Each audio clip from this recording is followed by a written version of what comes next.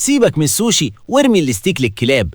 الحب الحقيقي مش بيظهر في ضوء الشموع، الحب الحقيقي بيظهر لما تضرب طبق كشري ب1.50 جنيه دقة وتقول لحبيبتك في وشها بحبك وتستحمل الريحة. يا شيخ حرام عليك، انت عايز تقضي على الرومانسية في مصر؟ وبعدين مين دي اللي هتستحمل ريحة التوم والبصل وتقولك وانا كمان؟ دي لو قالت لك وانا كمان تبقى فقدت حاسة الشم مش بتحبك. يا بنتي اسمعي مني، دي استراتيجية. النهاردة حلقتنا يا جماعة عن اختبار الكشري، الديت اللي بجد. أهلا بيكم في حلقة جديدة من إذاعي محمود وأمينة. بس قبل ما ندخل في المعمعة عايز أحيي الناس اللي شايفة الصورة بتاعتنا دي، شايفة الشياكة. أنا حاسس إن شنبي ده لوحده محتاج لايك. شياكة إيه يا محمود؟ انت لابس أبيض في حلقة بنتكلم فيها عن الصلصة، ده قرار انتحاري. لو نقطة صلصة واحدة طارت من الطبق العملاق اللي ورانا ده، قميصك ده هيبقى تايجر في ثانية. ما هو عشان كده انت يا لئيمة جاية لابسة نبيتي لون الصلصة المشطشطة عشان لو لغوصتي ما يبانش. دي خبرة سنين دي يعملنا. طبعا يا ابني، دي اسمها احترافية الأكيل، مش زيك داخل بقميص فرح وعايز تضرب وردة بإيدك. طب نرجع لمرجوعنا، ليه الكشري هو المقياس العالمي للحب؟ بص يا أمينة، تخيلي شاب واخد خطيبته في أول خروجة ورايحين أبو طارق أو التحرير.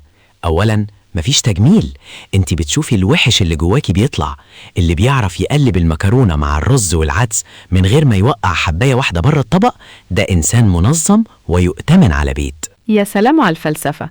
طب واللي بياكل الكشري في كيس، ده ايه نظامه في خريطة الحب بتاعتك؟ ده بقى الفنان، ده الراجل البوهيمي اللي مش بيهمه المظاهر، ده تمسكي فيه بإيدك وسنانك، بس تتأكدي إنه معاه مناديل مبللة. بجد يا محمود، تخيلي البنت الكيوت اللي طول عمرها بتاكل سيزر سالاد، فجأة تلاقي قدامها طبق قد حلة المحشي وفيه حاجات غريبة، مكرونة عقل، اسباجيتي، عدس، حمص. ده مهرجان كربوهيدرات مش أكل، دي ممكن يغمى عليها من الصدمة. وهنا تظهر الجدعنة، الراجل الشهم هو اللي يقول للجرسون يا ريس كتر الورد والعيش المحمص وخلي بالك من الدقة عشان المدام معدتها حساسة. الله، دي رومانسية حرارة يا جدعان. طب سيبك من الأكل نفسه، تعالى نتكلم في الدقة والشطة، دي لحظات فارقة في أي علاقة. لو هو حط شطة كتير، ده معناه إيه؟ شخص متهور، عصبي، ولا قلبه ملهلب؟ لا، ده معناه إنه حريف، بس المشكلة لو هي اللي حطت شطة أكتر منه، هنا بقى الكرامة الذكورية بتنحني.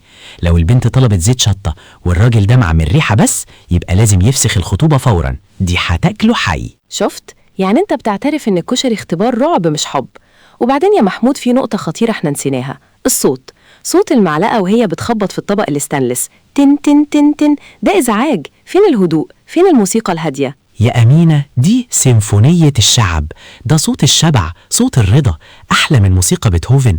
وبعدين تعالي هنا، هو السوشي اللي بتدفعي فيه 2000 جنيه عشان تاكلي سمك ني وتشبعي بعده بساعتين أحسن من طبق كشري ب30 جنيه يخليكي مش شايفة قدامك من التخمة والسعادة؟ في دي عندك حق الصراحة، بس برضو برستيجي يا محمود، برستيجي بيضيع مع أول شطفة من الكمالة. طب أحكي لك موقف حصل لواحد صاحبي، قرر يعمل فيها روميو وجاب لحبيبته كشري تيكاوي وكلوه في العربية.